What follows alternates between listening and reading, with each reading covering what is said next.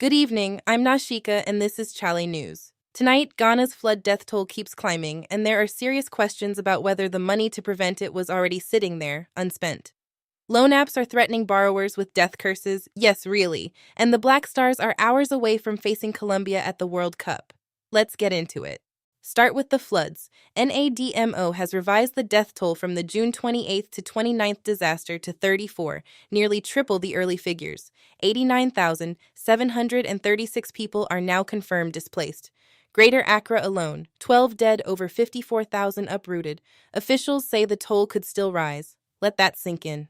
Here's what makes it worse. An NPP advisor is citing World Bank findings that suggest Ghana's finance ministry blocked spending on the already funded Garrod flood control project, apparently to protect fiscal figures.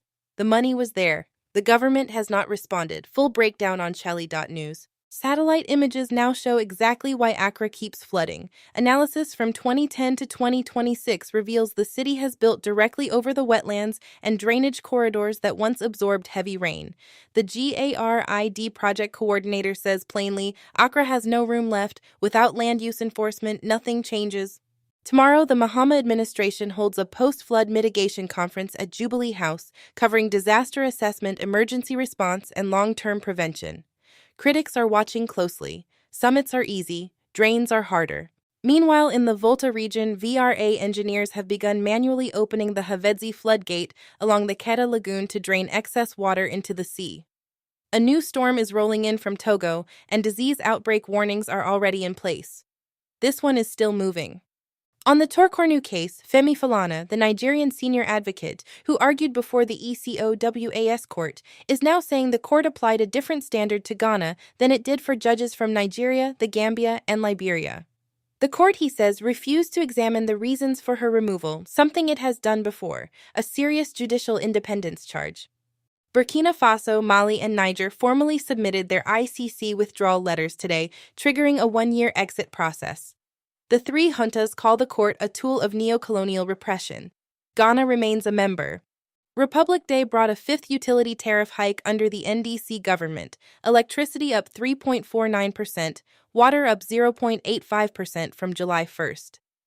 Aquapem North MP Sammy Awuku is calling it Tariff Day.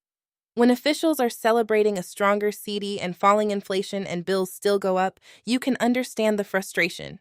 This one is alarming. An investigation has found loan apps, Tap Loan, Hasty Credit, Agile Loan, are threatening Ghanaian borrowers with death curses and family harassment, sometimes before repayment deadlines have even passed.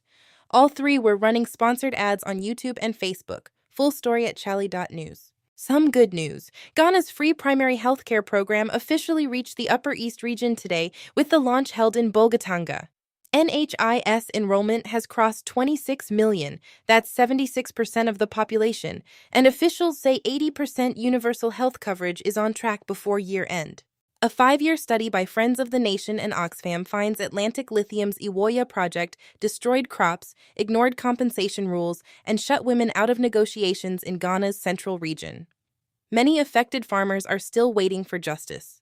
Ghana's lithium rush has a cost, and communities are carrying it. A 51-year-old man confessed on live Ghanaian television to having sex with a 14-year-old girl.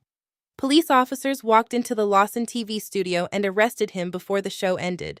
He called it consensual. Under Ghanaian law, that word has no meaning here. It is defilement, full stop. Now the Black Stars. Ghana faces Colombia in Kansas City tomorrow, round of 32 at the 2026 World Cup. We are the lowest-ranked nation still standing. Opta gives us a 13.8% chance. Captain Jordan Ayew says Ghana will make all of Africa proud. And Colombians? They climbed a hilltop shrine in Bogotá to perform counter-rituals against Nana Kwaku Bonsam's curse. A shaman led prayers specifically for Luis Diaz. Chale, the whole world is taking us seriously. And we close on this. A Ghanaian short film, When Malcolm Smiled, just won Best Actor at Cannes FIFY 2026. The man who played Malcolm X had never acted before. Never. First time on screen, and he's holding a Cannes trophy. Ghana, we don't do things small.